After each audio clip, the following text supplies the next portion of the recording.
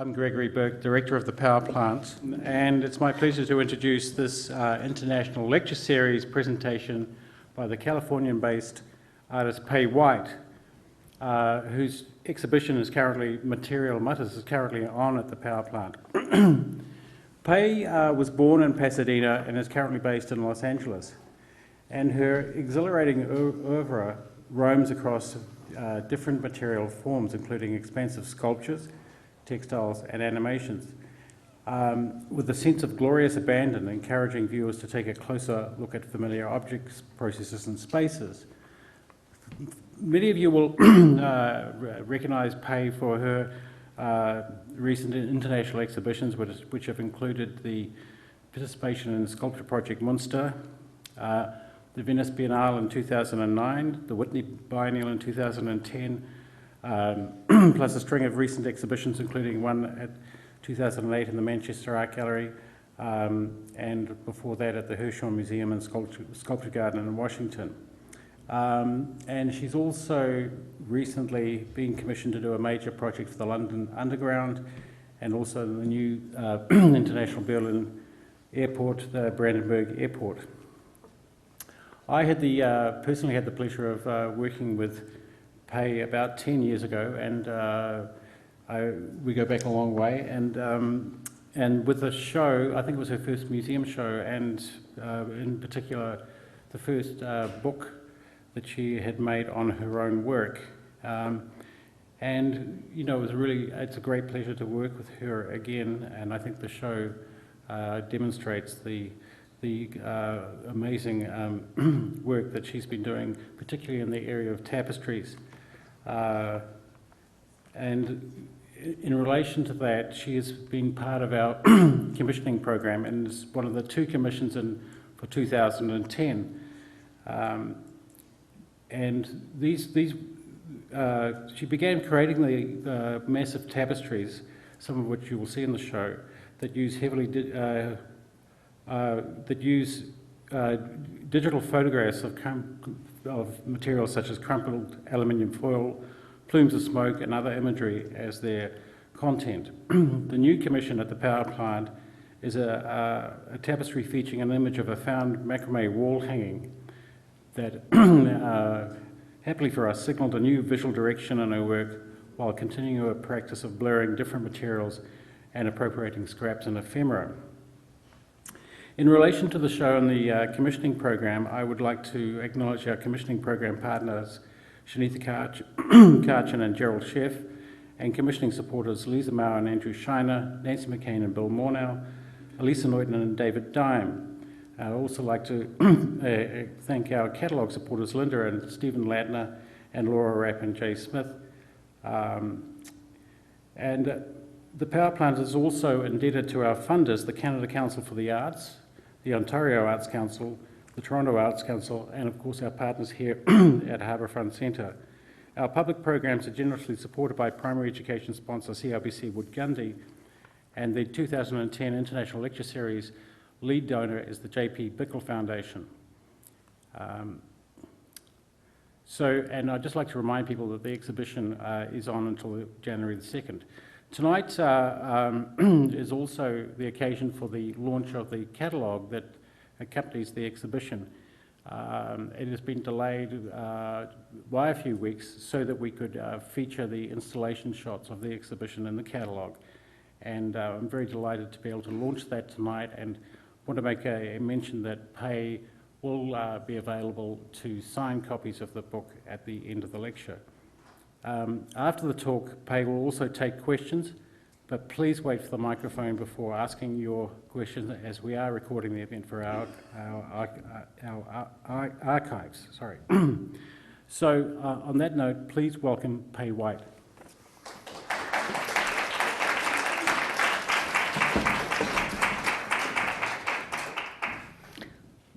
Okay, well, thank you for having me. I just want to make sure, can the house lights come down anymore? At all? Okay. Okay, well, I'm going to show a lot of stuff, and I'm going to kind of go quickly with a lot of images, and there's any, well, I guess you'll wait to the end if there's any questions, but some of the projects are sort of represented in the show, but I don't have a lot of the actual images of the exhibition. And I just thought I would try something new, and at the end, I would like to show some projects that are being proposed for large-scale public commissions. And I'll just get to that. I'm sorry, this is so bright, I can't even concentrate. I don't know if there's any way to bring that down. I don't think, you guys don't need to see me, do you? This is, okay, so I'm going to start with some really, really old works and some early pieces that I think have a connection with what I'm trying to talk about in some of the pieces next door. And these are pieces that were done a long time ago, and I was living in a garden, and I was collecting many things, but I was trying to collect something that seemed to defy collecting, which were spider webs that would, I would wake up in the morning, they would be everywhere. And I really liked that the production was being done by somebody else, almost like there was a yard full of fabricators, and then but then this thing that was just impossible to keep. And so I developed a way to collect them, and I would paint them and then apply them to paper, and just kind of these paper pieces became sort of storage devices for these architectural drawings, and these, I mean, they were architecture and architectural drawings, but for me they were just something that was very elusive, that was sort of stopped to look at, and something that was always meant to go away was suddenly denied that. And so I did a number of these on different colored paper, the paper that is in the exhibition next door, but also this kind of faded paper, which I felt was the quickest way to suggest landscape. And this is another, you can kind of see the sort of volume of the web. And I was also, at the time, collecting textiles from this designer I was interested in, who I never knew anything about her, but I grew up with this kind of this type of textile, and it was everywhere in my house, it was on my sheets, it was the Kleenex box, curtains, it was kind of everywhere. And I didn't know anything about her last name, but this woman signed her name Vera. And I was interested in how she sort of looked at the world as the potential for a textile. So that could be, you could tell when she had gone to France, or when she had had clams, or when she, you know, the stuff, these moments became these opportunities for sort of a graphic haiku. And I was collecting this stuff and also working on an exhibition at, that was at the American Center in Paris and MoCA in Los Angeles. And I thought, I was thinking about public sculpture and thinking about this kind of inertness of public sculpture, and asking questions of what's appropriate, or what feels like, what shouldn't be there, and what could be there. And so for my project at this big group show, I decided to do these retrospective stations of this designer, Vera. And I sandwiched the scars between glass, and I just let them fade. I let the silk fade. They were sealed, but the sun and the rain and everything would just kind of fall onto this material. And I felt that Vera really deserved to be in the realm of contemporary art, because she, like, this is a perfect example where that's clearly like a Stella Mangold hybrid. And I think that for me to have been exposed to this when I was growing up, when I went to a museum and saw an actual Stella, I might have had a richer experience. So it's this kind of pre-art history that I had through these textiles, and so I wanted to do these little seating areas. And in France, it was sort of more random.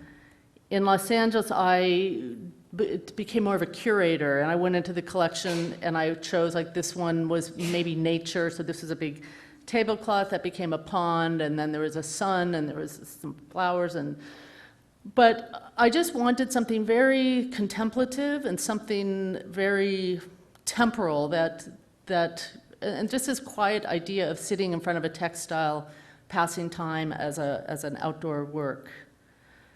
And there was also ashtrays, and the ashtrays were really just intended to talk about a simple passing of time. And another piece that I did outside was, again, this question of what can art do when it's outside and when it's in the landscape. And and how can it engage? And this was an invitation for a project up in Beacon, New York.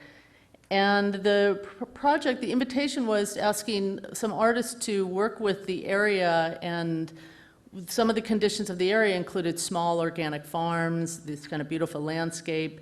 And people would buy food from these organic farms, and they would go to the park and they would cook it. And in fact, this is, just leave this on. That was the state of their barbecues at the time. And I thought, well, you know, maybe the animals that are in the park could be the thing that you cook off of, and just develop these kind of cast iron monoliths that were smokers and cooking units. There's two more. There's a frog and a turtle that were sort of smokers. But these things became red. You know, sort of red sculpture in the landscape, which is very much of a tradition, which I really like, but I like that these also can be cooked on. So, so the back of the fox opens up, and you can cook off that. This is a piece that this is in Berlin, and one of the things, this is sort of a surprise for me, was that the work when it's shown in Europe has a very different feeling than for me work when I make it in Los Angeles, which is a completely different light. And this piece, which, God, I can hardly see it. It's called Aviary, and I was looking at this idea of some sort of chaos, and something that could be sort of freeze-framed, some sort of explosion that then creates this kind of geometry that can then allow it to be looked at. And this was this idea of a herd of peacocks being kind of kicked up and then frozen. And this falls on top of a floor of solvent. Well, it's plexiglass with solvent. It's melting plexiglass that just sort of stopped in its melting process. And just to introduce this idea of water and uncertainty in this space, and then cross this piece on top of it, and sort of passive-aggressively force the viewer to move around the space. God, I don't have details of these. I could talk about them, but each of these are clocks made of paper, and each clock represents a zodiac sign, and each zodiac sign represents someone I know who's of that sign, and the sort of cliches that represents. So one of the clocks might have like 10 different hands on it, and that might be a Virgo, or something that chimes all the time, and that might be an Aries, or just these other ways of talking about portraits. This piece also had this kind of an overall crazy sweetness to the color palette, and I wanted to jump into that and disrupt it with something very sort of suddenly, like making the assumption that someone might read that as a political palette, and just throw that in as it cuts through something very bright, tropical. And this is all made with layered paper. And then that piece was then shown again at the Hammer Museum in Los Angeles in a very odd spatial condition, which is a lobby. And it's interesting because I do a lot of art projects there, but the bottom line is it's a lobby. And I wanted to kind of play that up by kind of pretending it wasn't there, and just kind of having this conversation with the odd conditions of the architecture. So for instance, that piece Aviary, I wanted to just cut through this sort of crazy glass barrier as if it wasn't there, which in many ways just brings your attention right back to it. And other things that I first thought that were very restrictive in the space sort of became these opportunities.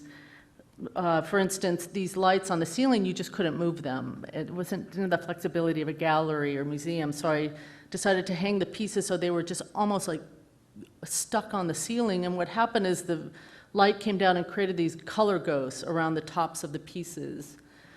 And it was just kind of a lesson in improvisation, in spatial improvisation for me. This really extreme 26-foot drop had a fire egress, which I found out sort of last minute. So I created these inserts that was just enough if someone needed to run out in a fire, it would allow them to.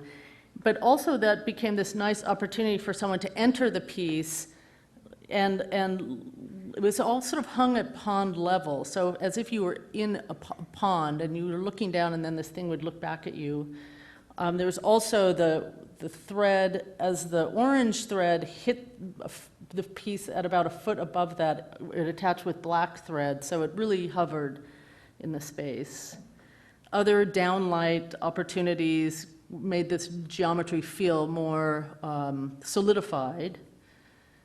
And then there are all these kind of weird pockets, like, I don't know, forgotten check-in desks or little holes in the walls. And I just started to fill them with these birdcage pieces, which were these sort of mini portraits. And the portraits were not big stories, but they were little bits of information that were important to me, like health insurance for self-employed, or maybe some junk mail that was cross-marketed for me. But these little inserts that were in these cages, and these little cages that were stuck in weird places that you might have to turn a corner to find, but then maybe think that there's work in the space that sees me and I haven't even seen it. So this kind of odd sort of looking and moving through the space.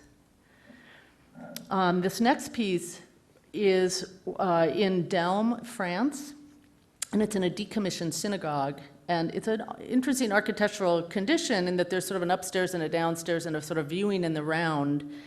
And I wanted, when one entered the space, to feel like they might have submerged themselves in water. And so this was painted this very, very high gloss blue epoxy. And then another one of these paper hanging pieces was sort of suspended mid-height and cut in such a way, with the understanding that one might come from above and look down on it with these kind of cutouts, this kind of symbol of nothing, but it just maybe felt like something mystical in this synagogue. The other thing I want to point out is that with all this kind of cool, intense, saturated blue, there was a sense that maybe this upstairs was painted a sort of soft, welcoming salmon color. And when one went up the stairs, what one found was something very different, which something very aggressive, and the floor was painted these very, very hard red and yellow stripes that just through a color bounce, or just through sort of the bounce of the sun, created this sort of nice painted reflection of pink. And then these bird cages wrapped around with all these other kind of stories about the process of making the work downstairs. I wanted to talk a little bit about some of the printed matter that I've done over the years. I've done less of it, but there was a time, especially when I got out of school, that I had the opportunity to work with a lot of artists, and I got a lot of invitations to do catalogs and books that were something I always longed to do when I was in art school, but I never really had what I thought was the necessary skills, which were knowing how to draw perspective, knowing how to do typesetting, all that. I just didn't have that skill. So, with the advent of computers, I was able to just throw some stuff together in a way that was the printed matter became almost like mini artworks for me. And it's something that I have not done as much of. It's pretty time consuming, but here's just kind of an array of books and invites and this and that. But I always approached the book, especially this one here, as an installation. And there are many of the contingencies are the same, that the white pages are sort of the white walls, and there's an approach to how one views or how one enters a book, and there's a budget, there's a deadline. But these things, kind of throwing all that stuff together in a way that these books, I wanted them to sort of live on, knowing full well that most people aren't going to see the group show at the Hippo Bank in Munich. So the thing itself that documents it, that is it, somehow demonstrates aspects of the exhibition, just as it is in your hands. So this is just kind of an array of books. This kind of crazy project was an edition that Peter Norton invited me to participate in, along with Brian Eno. And it's a deck of cards that Brian Eno had done in the 70s with another artist, Peter Schmidt. And the deck of cards is very simple. It's black type on white, and each card has a phrase that is intended to sort of stimulate creative brainstorming or creative thought. And Peter Norton had all the phrases, he bought the rights to the deck, had all the phrases translated into the 6 most commonly spoken languages in the world at that time, and asked me to come in and design this. And I really thought, I will do this if I can do each of the 100 cards totally different front and back. And I didn't even know this software very well, but I thought it would become like this kind of teaching tool. And I really ran dry after like the 12th card. I was really struggling. So I started to do the approach of like that designer Vera, and I just started to look at the world, and I started to look at very simple things, and maybe my cat in the ferns, or the pencils on my desk, or a meal, or a movie, or a place, and started to make these cards, and it started to move a little faster. And this was an artwork I was working on at the time. I very seldom matched the phrase with the artwork. Sometimes it did work out. This one kind of does Remember Quiet Evenings. I was looking at Japanese pornography at the time and kind of marveling at how stylized it was, and then I wanted to kind of take it to make it into a sort of a graphic, really sort of graphic haiku. And it looks Quiet Evenings. I mean, that's as close as I got to something sort of referential to the text. Oh, and the other nice thing about the project is I had always wanted to work with this material called Corian, which is, at that time, was really revolutionary and incredibly expensive to work with. And now, everyone uses it for kitchen countertops, but it was kind of this dream to do that. And this catalog is for an artist, Jorge Pardo, and it was for a show at MoCA in Los Angeles and the MCA in Chicago. And again, this is a situation where I wanted the book to demonstrate aspects of the show, because the show comes down and the book is all that remains, and many people don't see the show. So maybe this can stand in as some representation. And it's actually quite traditional. There's, an essay, and there's, bibliography, a biography, there's, Q&A. There just aren't any images, because this is the image. This thing stands in for that. And the nice thing is, I know the museum was really reluctant to do this. They thought, oh, no one's going to buy it. It's too big, it's too weird.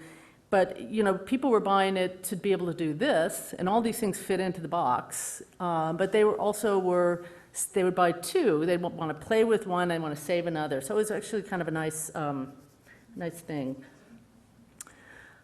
And then for a couple of years, the gallery I work with in Berlin, who never advertises or does anything like that, they took out the third page in Frieze magazine and just gave it to me. And that, I really get a thrill out of seeing something that is designed and then enters the world in printed form. And they said, do whatever you want. And I really decided that I wanted to use their gallery information as just a sort of raw material. And then I saw the names of the artists, I might have used their address. I just kept doing this it could have gone on forever, but it was it just kind of was making me weary. And so for instance, at this time I was looking at Bakelite, and I was interested in the palette, the kind of weird clotted colors of Bakelite. And I was looking at the LA Weekly, which is a free magazine in Los Angeles, and the massage section in the back was just getting huge. And all the people offering services were trying to stand out for, the framing devices of it was just this cacophony of framing devices. So I kind of used that and overlaid the artists that they work with and just their information, and just kind of did this every month, or however long the magazine, as long as we did the project. And I was, again, like, why is this British candy seem so Japanese and seem so so modern? And just wanting to see it in print and sort of squeeze the name of the gallery into some of these weird, graphic forms. But and I think there's one more image. And then I started to use my scanner bed as a sort of photo studio in my apartment, and just started throwing stuff on the scanner, and here the name is in there somewhere.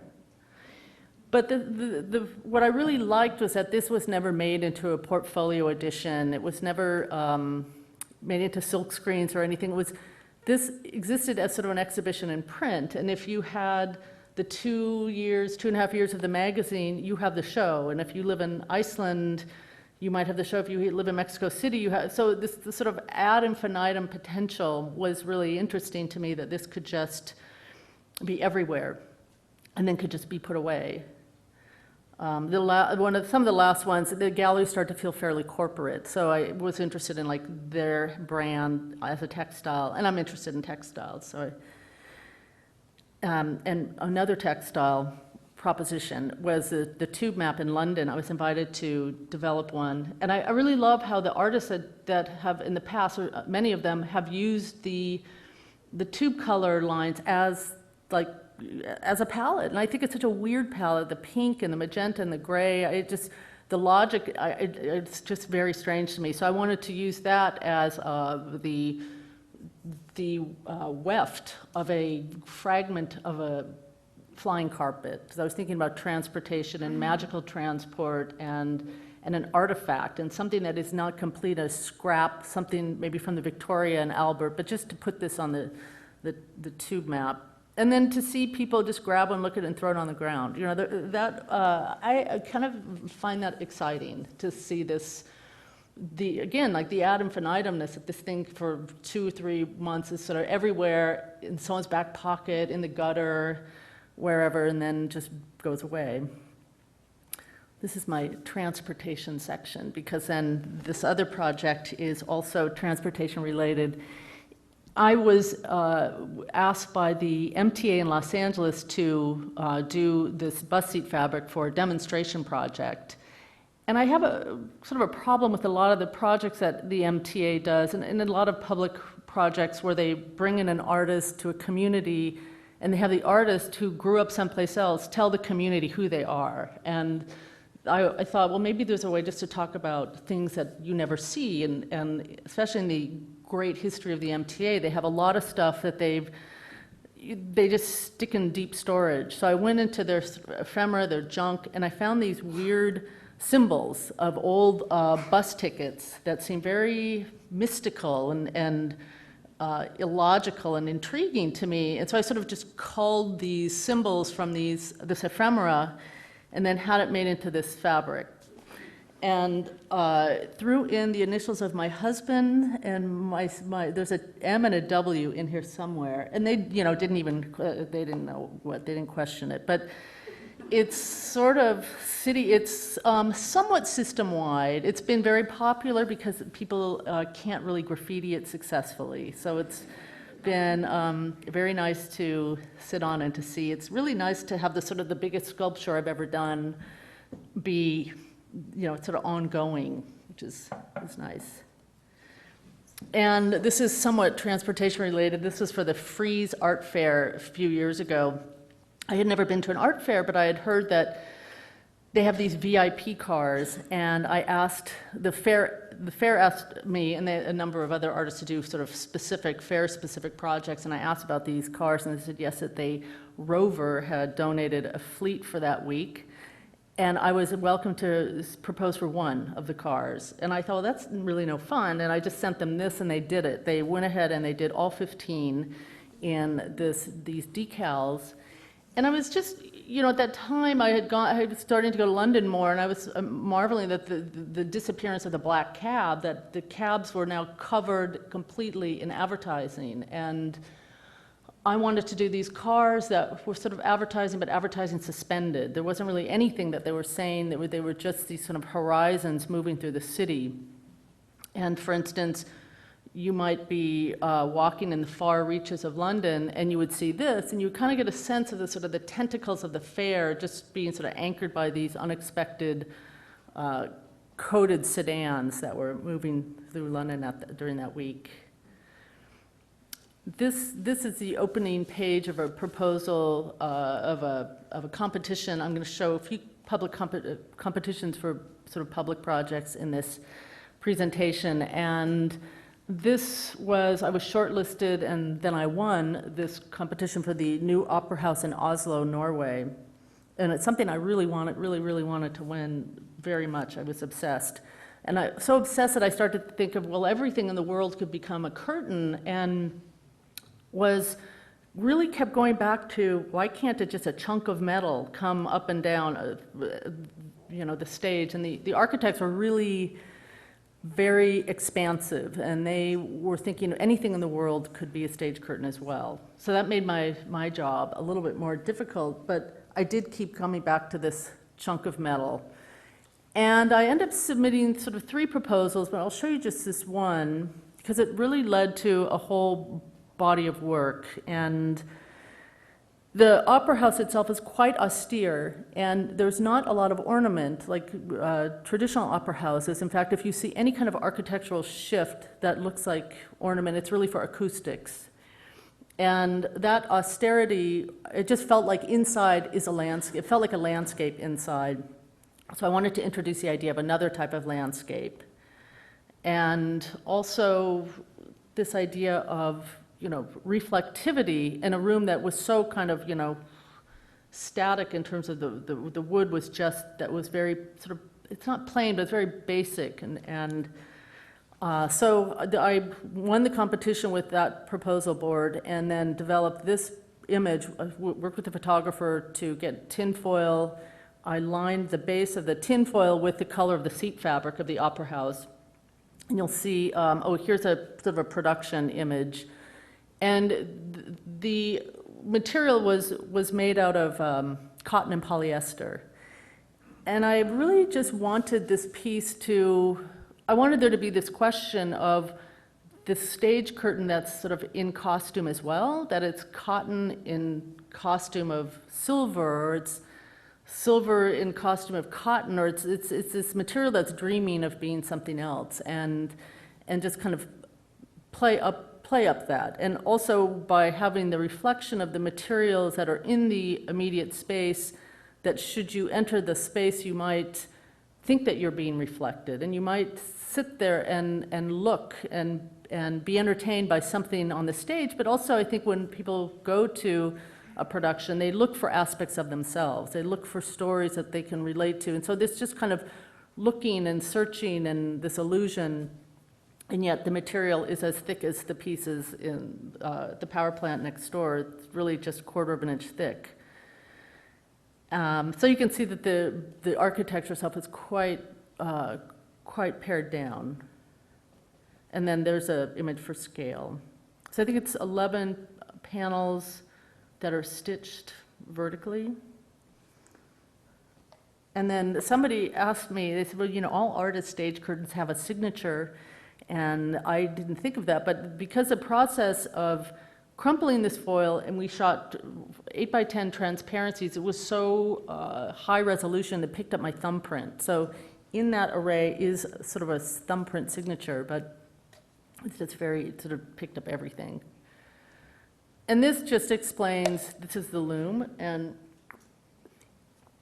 I think it's kind of helpful to see how this material moves.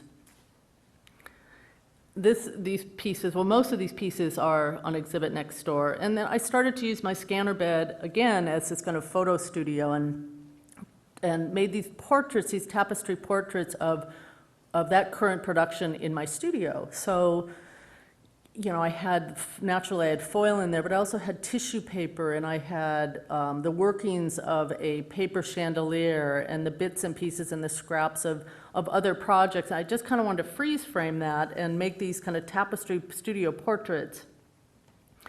And also have the material try to be something that it might not know how to be, like a pumpkin seed or tissue paper or a piece of junk mail or a letter where that the ink is bleeding off, and just kind of throw all this at the loom and see what it could tell me in its struggle. This is a kind of an abrupt jump, but this project is also about interpretation, and I participated in this a few years ago, and this is a project that happens every 10 years, and it's these pretty big projects, often in the landscape, and I'm interested in that. I'm interested in site specificity, and I'm interested in how sculpture happens in the landscape, but I wanted to do something that was a little bit outside of the tradition, in that it could be bigger than anything and smaller than everything. So I did 3 projects. They were all called My Phi, and the Phi was for fidelity, and fidelity in interpretation and in truth, in love. And the first project I'm going to show you was taking on the bells of the city, which are everywhere, And the city was bombed out, so the bells, even though I responded to them in a very sort of romantic, sort of touristic way, I was informed that these bells were probably bought at a convention for bells in the 50s. So it wasn't any big kind of romantic thing, but I still thought they're everywhere suddenly all at once and then they disappear. So I wanted to corral those and have sort of I wanted these pieces to be sort of portraits of small things for me, and interface with the city through the place where I live, and just kind of throw this all together into the mix. So this was one of the bells. I didn't program these, but 5 of the city bells I had programmed to play love songs that were important for me in the 70s or whenever, when love was important. But what I liked, some of these bells, they were architectural ornament, but then they functioned. So we would just kind of, dust them off, oil them, and kickstart them. And some of the bells would sort of fail. Some of them wouldn't give you a full range of the song, which I think is important because when it comes to love and love songs, things sort of break apart or get left behind, or they don't, things aren't always smooth. So that became kind of a story as well. This was really interesting. This was really like a full carillon set of 26 bells, this massive schloss that's now a university, and all the bells were there. And then it was like the Wizard of Oz, like this little tiny keyboard played those bells. So we developed this electronic device that played the songs when they were all of them were converted to MIDI files, and this played them like that, from that. This one I really loved because it was outside of a kitchen supply shop, some knives and graters and everything, but these are porcelain. And this was probably from the 60s, but these porcelain bells we reactivated and had them, they really, it wasn't a full set, but I really liked how they were kind of off. And the bells were programmed with the thought that most people would be on bicycles, so as you kind of travel through the city, one version of the song would kind of be happening at a certain point, and another bell would kick in and sort of pick up the slack. And the nice thing was that maybe later on in the day, when the bells weren't playing, you might pass someone who's was whistling a Neil Diamond song, or something that had been part of the project. So I had the songs, well, Pet Shop Boys, Rent, which is not really 70s, Shake Your Booty. I had Girl, You'll Be a Woman Soon, Up, Up and Away, and something else I can't remember. But this next one is Pet Shop Boys, Rent.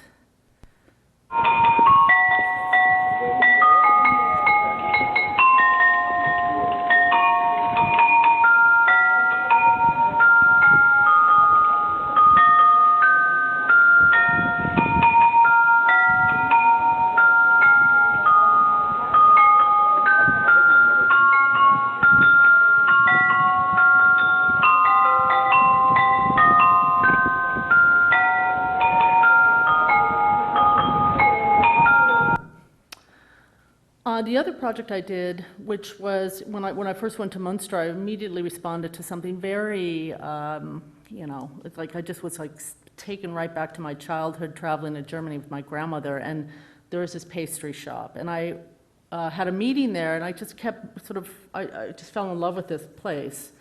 And what I really liked about it was that you could tell that this was something that had been passed down for many generations, because what was happening inside was this kind of layering, something from the 40s, and the introduction of something from the 60s and the 70s. Maybe an aquarium came in, and maybe a different type of upholstery. But I knew it was one family, and I just thought it was interesting, these kinds of introductions of handing over the responsibility of this. It's sort of a pastry shop, but they did candy and they did marzipan. And I wanted to figure out a way to get people in there. I wanted it to be seen as a legitimate site for a sculpture. So how do I get people in there? And as I was responding to this very sort of cliched perception of Germany, I thought, well, what's a sort of cliched perception of where I live in East LA? And here's just kind of an example of the interior. This is what they do.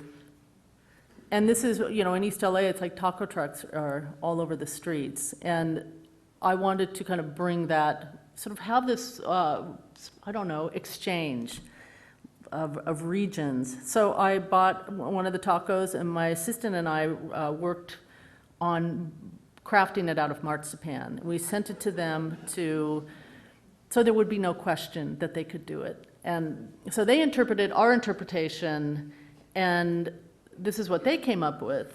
So I wanted, again, like this sound piece was very big and was everywhere, then would disappear. But I wanted this other very little intimate thing, the souvenir that you could take with you.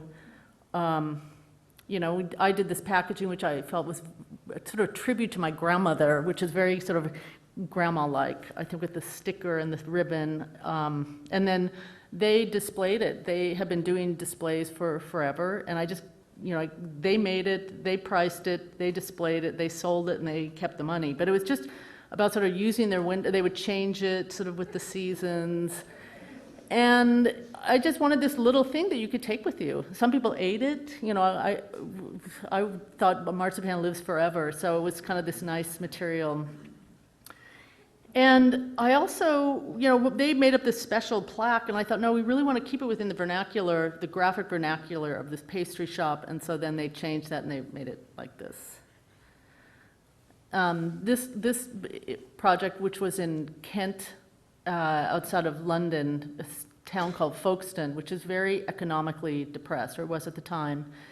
And they had a triennial. They're doing it every 3 years, and they're going to do 3 of them and then think about it. But it's kind of modeled after Münster in that artists are brought in to respond to aspects of the site. And I just responded to the tone of melancholy. And these kind of long, sort of mournful beaches, and there are a lot of elderly people there, and a lot of them had dogs, and a lot of them nobody was connecting, and it was just so sad. And I wanted to figure out a way to bring that together, have this kind of community, and with a very, very, very small budget. So this is, a typical site, but it would just be a person and their dog, and another person and their dog. And no one was like communicating together with their dogs. So I decided to, as my project, to develop a dog park for the people of Folkestone. And the weird thing is that, they have like a lot of kids, and the kids there had this crazy, adventure playgrounds, like really ambitious storytelling playgrounds, and they always kind of felt like kids only. So I wanted to try to do that for the dogs. And my dog likes to climb very high, and I wanted to kind of play off this, the Devil's Giant's Causeway, and with a very, very small budget, try to just kind of quote that a little bit. Oops. So I was given this sort of miserable site in the city, very just terrible, and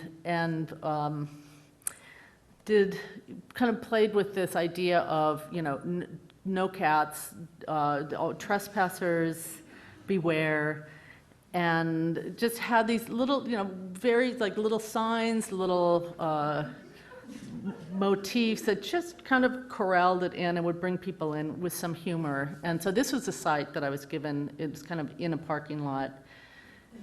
And then brought in these scented plants like lavender and rosemary, with the idea that when your dog was running in there, you might come home, and when you're holding it, you would have nice smells. And this is obviously before any dog set foot in there.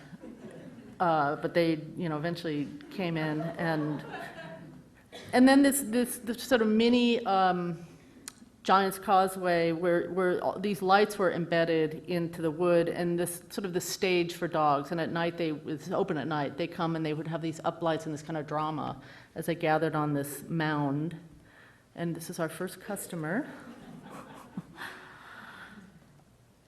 This project relates to some pieces in the exhibition in an odd way. And I was invited a year or two ago to be an artist in residence at this project this place in Nevada City, California called Foresight.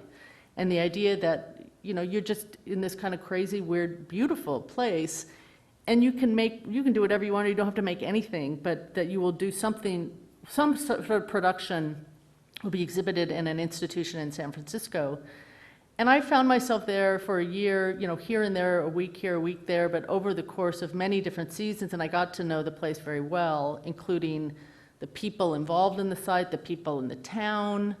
And I chose to make something that was just relentlessly site-specific. So everything there was site-specific, or specific to the, not site-specific, but specific to the place. So for instance, this very important California oak tree, which is 800 years old, is in the process of dying, which will probably take another 800 years.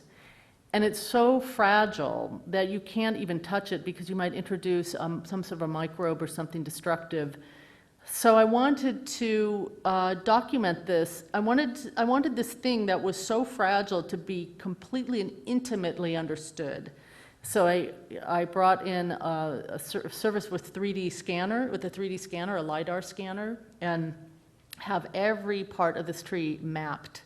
And just have the data, but just have it like that day, that hour, this information is now in the form of some data that could just be sent in a time capsule, or it's just the portrait is like a death mask of this tree.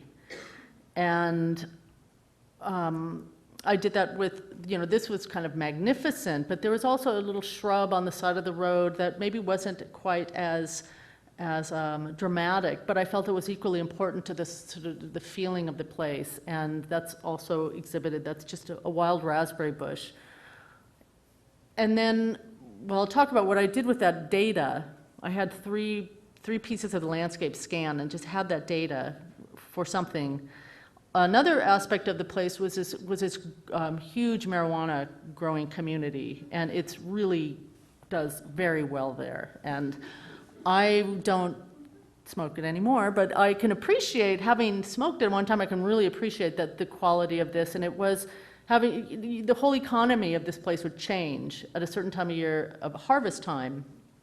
And I got to know some people who were dealing with this stuff and wanted to work with that as well.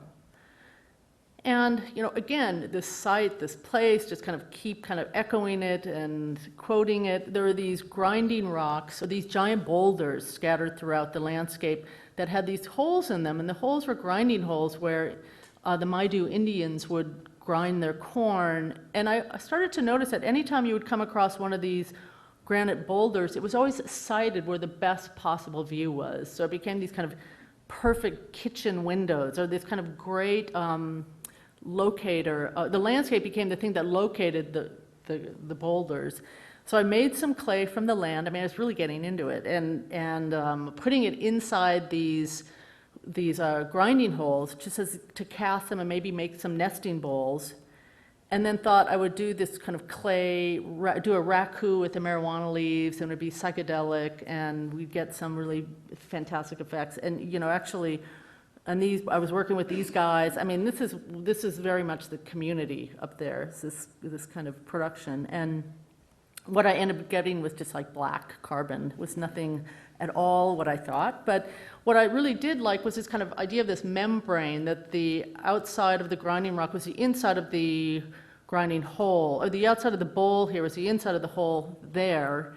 And this idea of the membrane continued with what I ended up doing with the data. And the data, I worked with an animator from DreamWorks to take this data and animate it in such a way that another story was told, that through almost like a motion library, taking this idea of one motion and inserting the story of the data through it. So in the case of the oak tree, it has a sort of a slow moving motion, which was intended to feel like that of a sick elephant, that it might be rolling along very slowly and then move fast. Maybe it's falling over.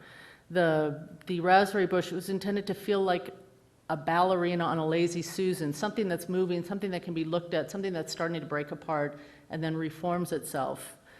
When these were exhibited, they were in these volumes that were safety glass or safety mirror. So the inside was mirrored, so you would get this kind of endlessness of this projection. The outside was this sort of a smoked, tinted feeling that had a ghosting of the mirroring. And so you can kind of get a feeling of this thing just kind of multiplying and multiplying.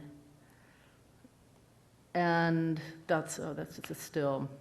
And I don't know how many people have seen the exhibition, but this is just kind of a rough, low-resolution clip of of all the information that was gathered from the foliage, from the texture of the tree, but then the motion was very much of another layer to the project that I really wanted to play with. This also, this thing that was just almost dead on the side of the road, I really wanted to give it a little bit of a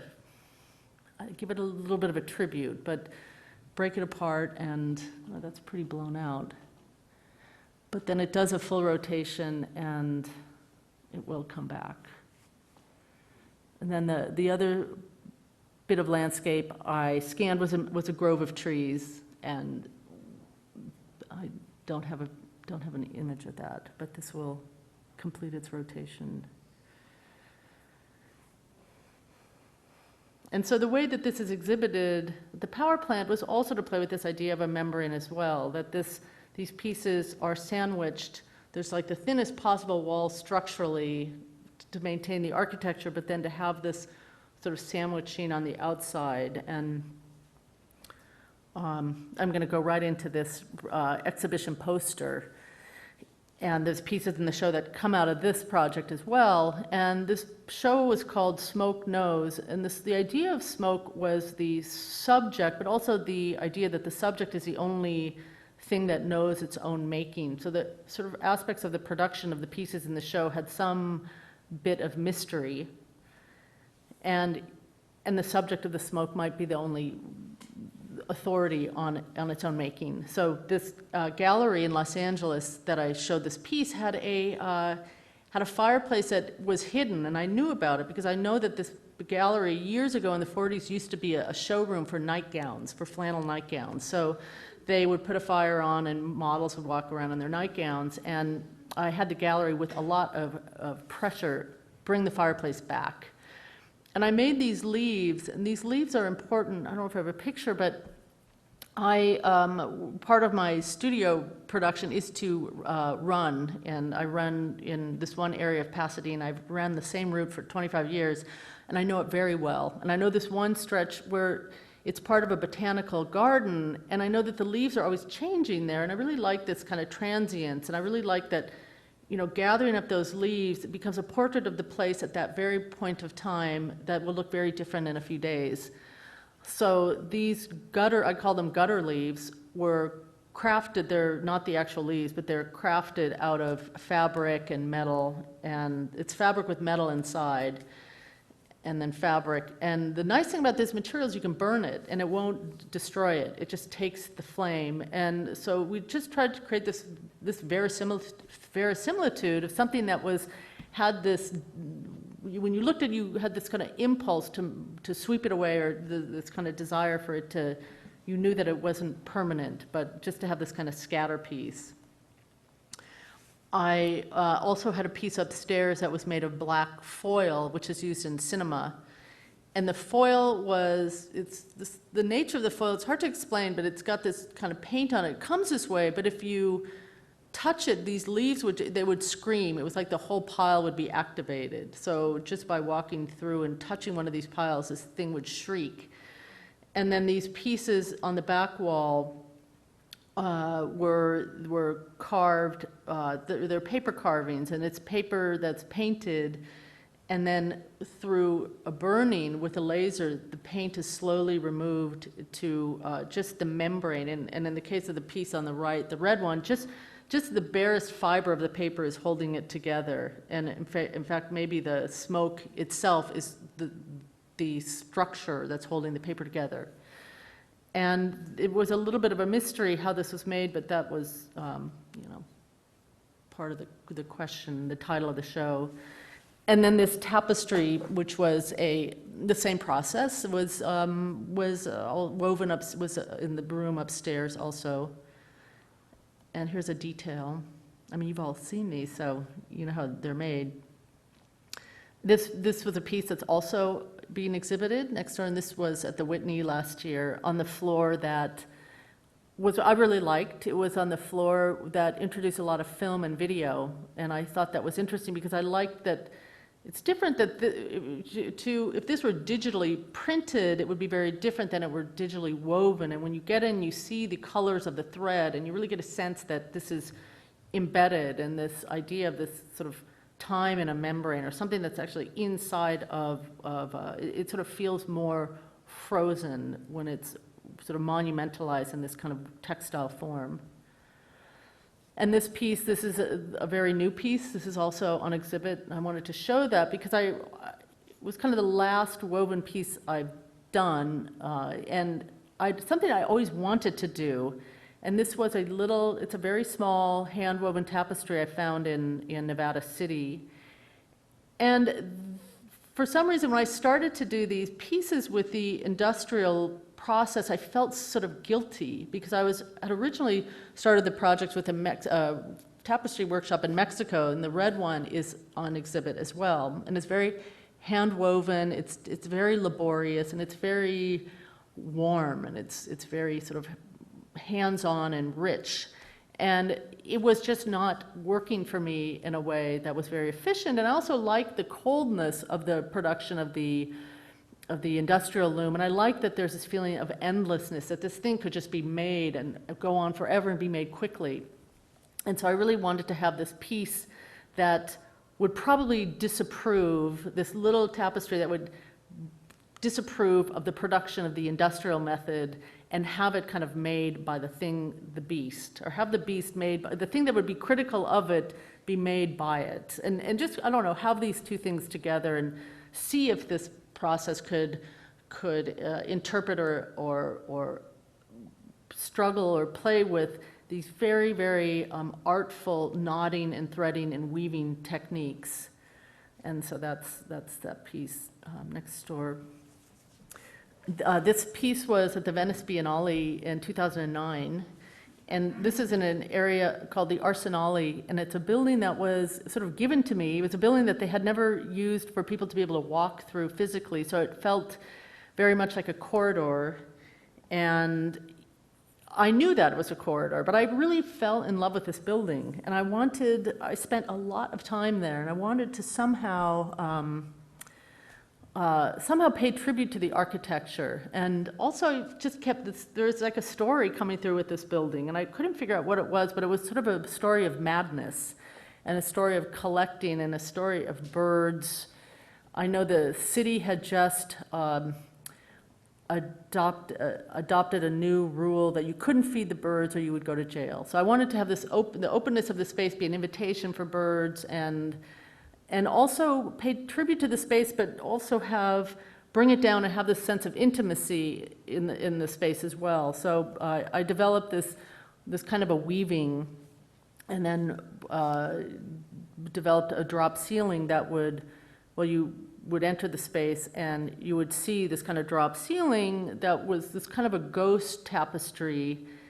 And the piece is called Weaving Unsung. So this thing that's kind of coming apart, a story that's being sort of untold in the space. But then have these artworks that were all about invitations for the birds to come in. And for instance, maybe a chandelier that was not the old chandeliers that are encrusted with shells, but they're encrusted with birdseed. Or pieces that penetrated through the drop ceiling as a way to get the viewer's eyes into the building through this drop ceiling.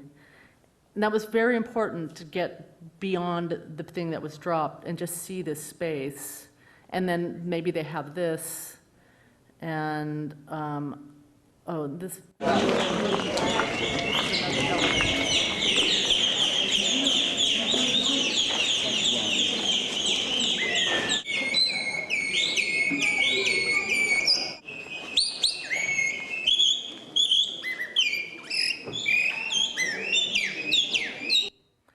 And the importance of these people, they're called Chiacchiolatori, and they're from the region. It's a 700-year-old hunting tradition of mimicking birds, they come to you, and then you net them and eat them.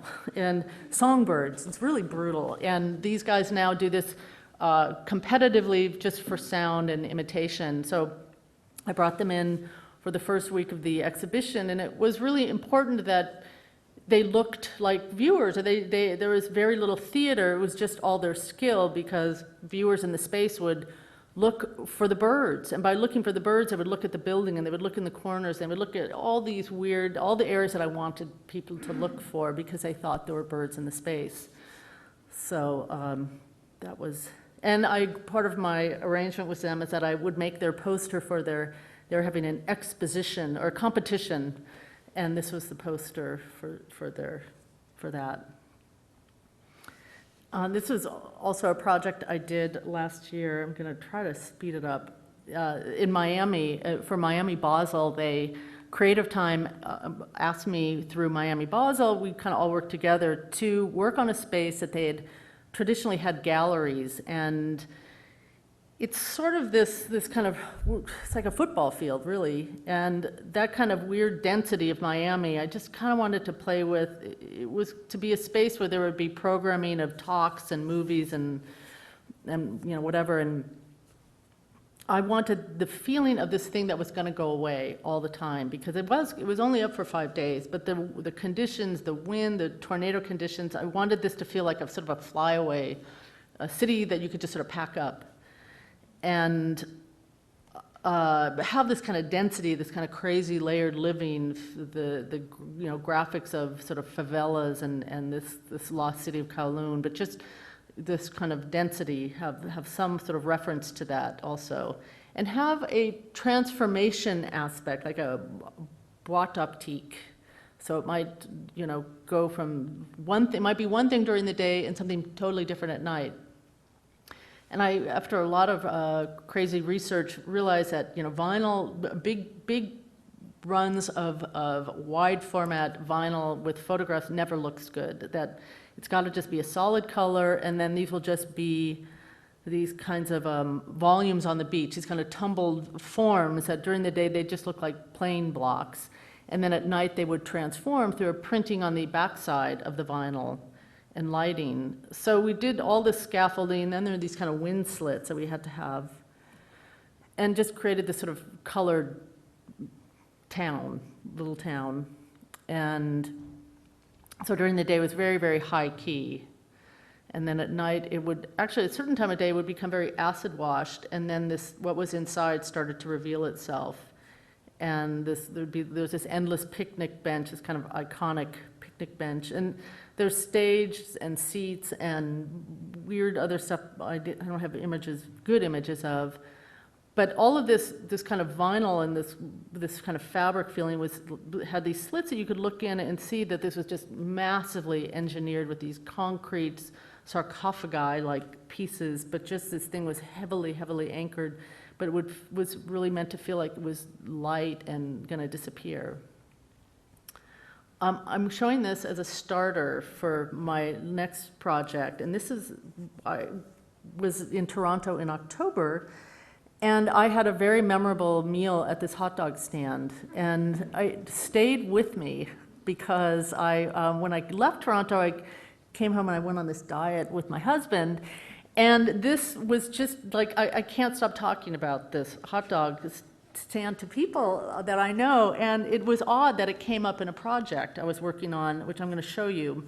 When I got back to LA, the Museum of Contemporary Art was embarking on a very big show called the Artist Museum, and this was so good. And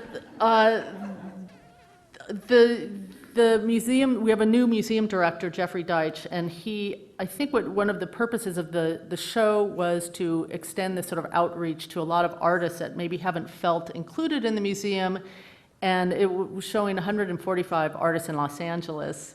And he approached me about doing this kind of graphic identity, which I love doing, but also this really weird space in the museum. So I'm going to show you some of the graphic identity. I developed this font that was intended to look like a paintbrush, or that it was hand-drawn.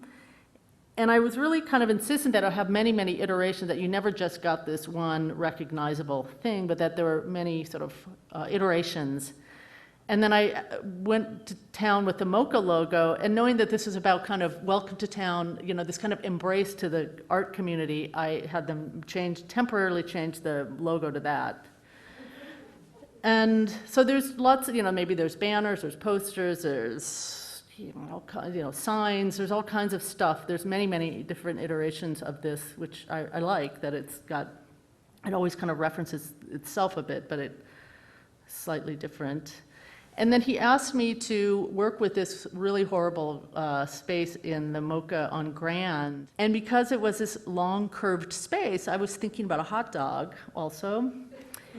And so I just thought maybe this could be, I can talk about those things through an abstracted hot dog. And so here it is, you can kind of see that it has many weird conditions like, secure, like the handicap rail, which can't go away. The lights on the top, which had to go away because there's no way to kind of, well, you'll see, but there's a fire egress. It was a space with many, many challenges. So I thought, okay, well, here's the mustard. And I thought, well, here's the ketchup, and here's the relish, and here's the piece. So we planned this out, built this kind of semi-wall, which cut the handicap rail, you'll see, and then did this piece that kind of, it's like these kind of sand, it's like a quarter of condiments. And, when you walk through the space, it becomes this just kind of crazy moire.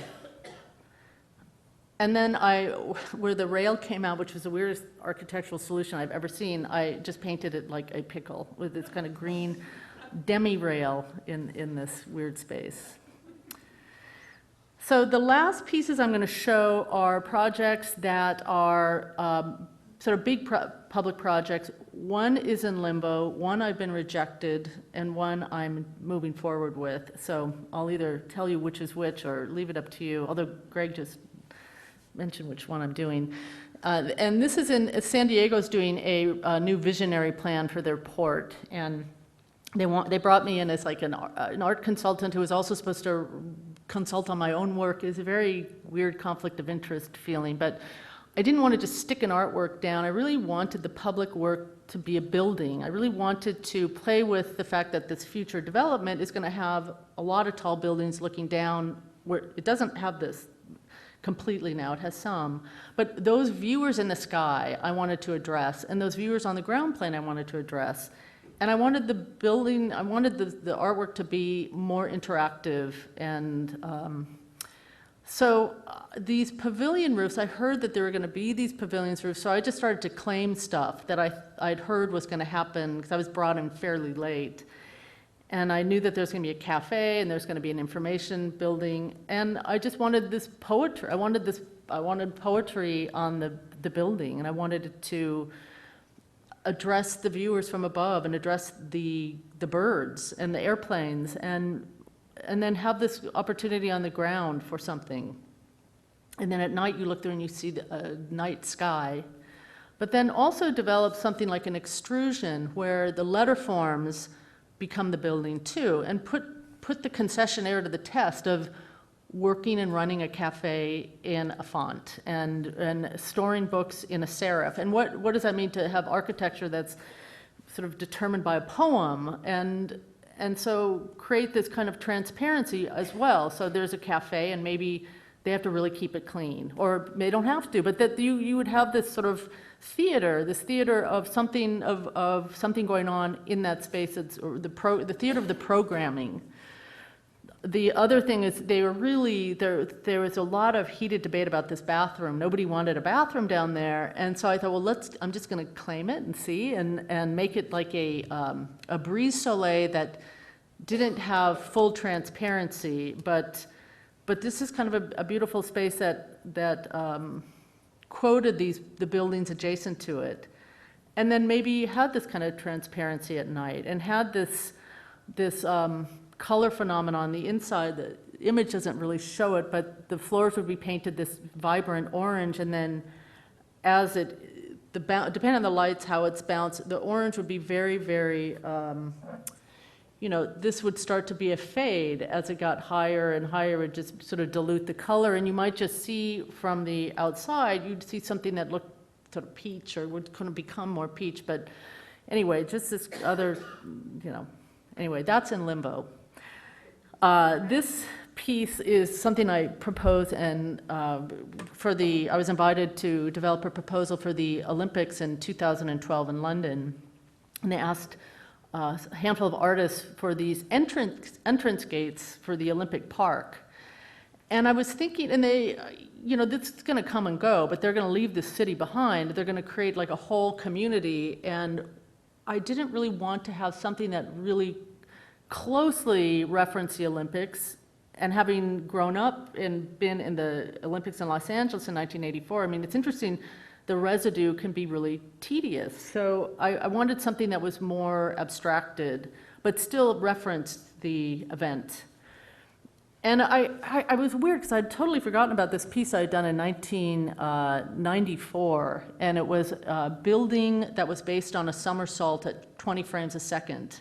And it was just this little wood sculpture piece with wire, and it was just this kind of motion or something intangible that was sort of given form. And taking that idea and thinking of, a motion capture type, like really getting into a motion capture facility and getting an athlete or getting a bunch of athletes. One of the things that I really loved about the Los Angeles Olympics or any Olympics are the pictograms that they develop for each of the events. So horseback riding all the branding, they each have these really interesting references through very reduced graphic. So thinking of the pictograms and thinking of motion and thinking of the intangible and how do I make architecture, or how do I make, and then thinking about totems, thinking about these kind of accumulations of stories and thinking that a totem could be a collection of pictograms or in this case, pictoforms. And so taking a person with the purest and the most extraordinary motion and putting the motion capture dots on them, getting the data, creating an avatar, which then allows you to, sort of more, choreograph the motion. I'm still learning this technology. But then to take that and then get the parts of the motion that you never see and get those things that are sort of intangible and make them solid. And then create a totem of these sort of forms. And the other thing that happens with the Olympics are the Paralympics. So the Olympics where people aren't perfectly symmetrical. And so not privilege that, but just have this kind of stacking of these forms and see, what happens to have these. Maybe you get a sense of a gesture, but maybe it's far enough away if it's morphed into a javelin or a runner or equestrian or whatever. I mean, this was at a early stage, so early that I didn't get it, just found out. So, but these things I put a lot into them, and when they don't happen, this sort of the sculpture in limbo. And anyway, this didn't happen. And I wanted them to be these kind of primary colors to, the Olympic branding empire is really unbelievable. And in terms of the London ones, it's like kind of these weird colors, and I wanted to just separate out from their magenta and their aqua and their cream and their purple. They have a weird branding concept coming up, you'll see. Anyway, just kind of have something that would have some longevity. So I didn't get that, but I will show you this last bit here of this project that I am currently working on, which completely surprises me because the competition was entirely in German, and including what I had to send them. So I just sort of, went for it and didn't think at all I would get it. But this idea of all the cultures that are in Berlin and are being drawn to Berlin and playing off again this idea of a magical transportation. I included this image in my proposal material because this is my relationship to an airport, and this is Los Angeles. And I'm always amazed when I come into Los Angeles, especially from a flight like from Berlin, where people have been sleeping and they open their blinds and this is what they see and they're horrified. And for me, I'm delighted because I'm home. And so I just always kind of wanted to put this image into that proposal so they know where I'm coming from with my plan. And this idea of this magic carpet and this welcome rug and this thing that's very transparent and airy and this thing that's also a drawing. So this thing that's also coming apart, maybe. And this is it's very large. It's sort of the size of half of a football field. We're still doing R&D on it. It's kind of crazy.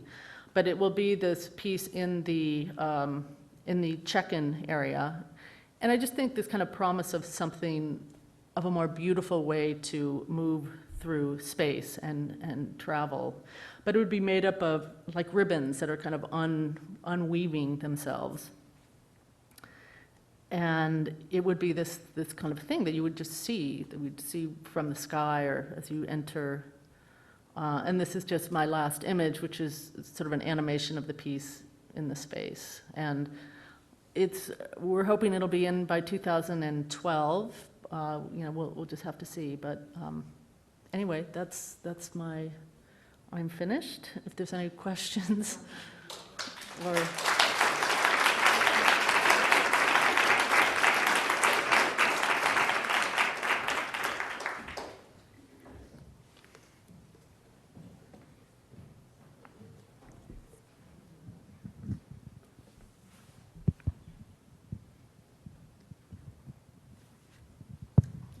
Hi. Are there any questions for Pae White? Get away from the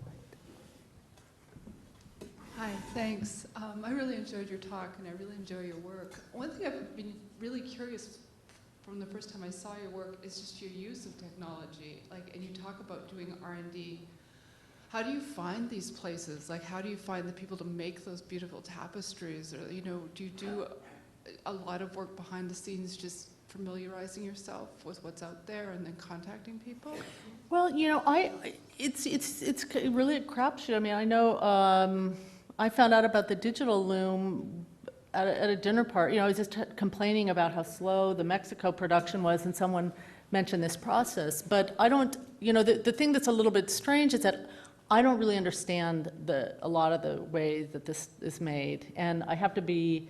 That's a little bit odd because I didn't show many of the images of other pieces that I have fabricated, but I also have to allow for a sort of tolerance on my part of interpretation on their part. And sometimes I work that in, and I love it. I love that you open the crate and it's a surprise or it's a disaster or something, but I have that kind of, I don't know, agility or flexibility for that. And I also live in Los Angeles, and in Los Angeles there's a lot of weird production because of film.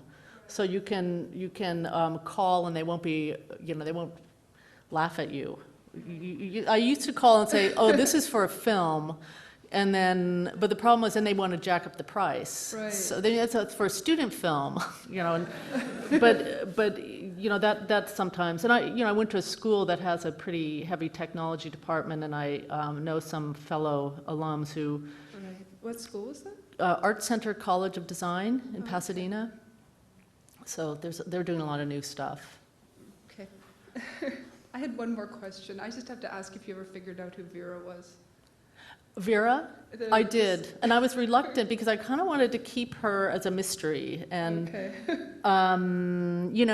Eventually, information comes forward, and somebody who I knew somebody who worked for her and told me her last name, and then somebody, it's like I found out more about her, but not much has been really explored on her. I'm surprised because she was hugely productive.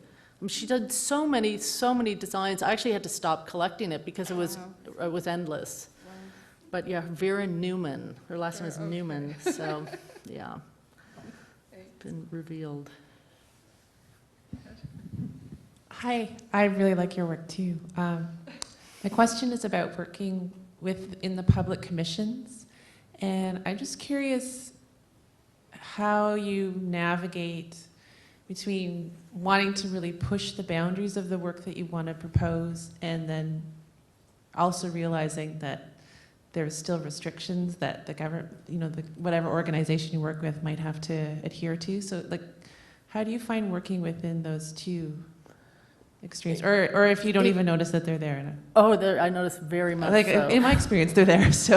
It actually can be really frustrating and really satisfying. I mean, the project in Oslo, the architects were so fantastically hands-off, which isn't always the case. And in fact, I had asked them at a certain point where I was really at a stage I needed some guidance on different neutralities, and they were like, we aren't going to, this is your artwork. We don't want to weigh in at all, which is really unusual.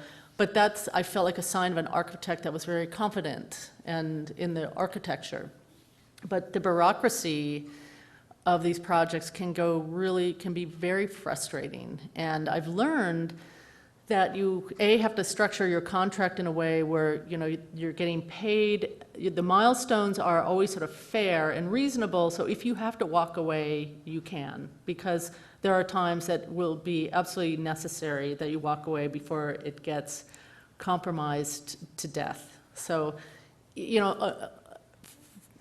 sort of weird, but every condition, every project is I think what should happen with these projects is that when you're invited to propose, they should show you the contract first, so you know if you want to get in with that. And that happened to me once, but it's really a lot of negotiation, and then you have to always remind yourself of what the vision is, and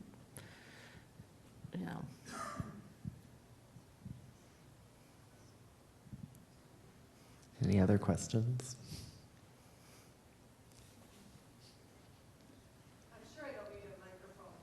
We're recording it, so please. I'm almost here. It's just a simple, practical question about this piece. How does it stay up? Is it suspended with the threads the way you? Well, I have to be honest, I was so sure I wasn't going to get this that I might have overstated the possibility of the scale. So we're and I didn't know because I signed it was all in German. Apparently I signed something that said I am going to absolutely give them this for the budget. So we had a breakthrough recently that it will be made out of almost nothing. It will weigh almost nothing, but the biggest problem is how it suspends from the ceiling. And my fear is that we will have 500 rigging points, and I don't think that's feasible. So what might end up happening is a very, very, very thin, if you can think of like metal shopping carts, a very, very thin grid made with that material that this then gets suspended from. And then that will be secured, that the distribution will not be directly into the architecture. It'll be into something in between the architecture.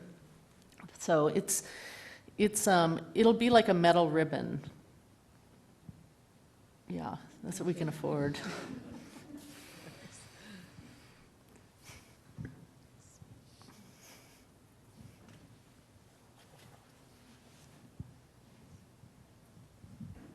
Actually, just following up on scale, because obviously a lot of your work is just incredibly huge. That's the initial impression I got when I walked into the power plant.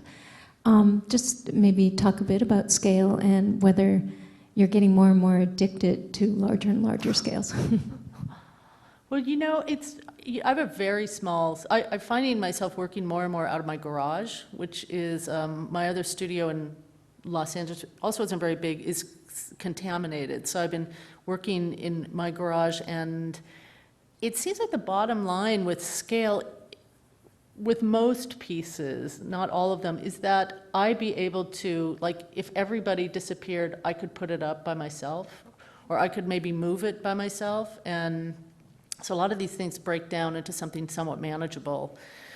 And maybe it's fabric or this and that, but it's really, they're planned on a computer and they're made someplace else and, shipped or fabricated. But I keep thinking, I really need to get a big studio, but then I think, I don't know if that would change anything. It's really, because it's maybe just a psychological, like a fear that, everyone would disappear. And I really think it comes down to that. I'm not necessarily seeking out big projects, but it seems like some of these projects call for big solutions. So.